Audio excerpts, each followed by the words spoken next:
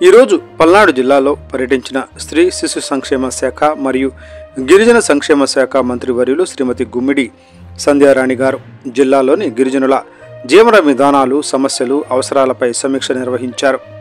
మంత్రివర్యులు జిల్లా కలెక్టర్ను కలిసి జిల్లా గిరిజన జనాభా స్థితిగతులు, వారి ప్రభుత్వ అమలు చేస్తున్న సంక్షేమ పథకాలు అందుతున్న తీరుపై సమగ్ర సమాచారం అడిగి తెలుసుకున్నారు.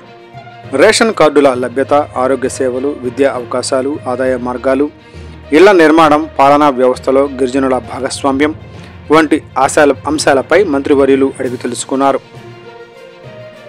ప్రభుత్వ సంక్షేమ పథకాల ప్రయోజనం చివరి వ్యక్తికి చేరాలని మంత్రివర్యులు స్పష్టం చేశారు.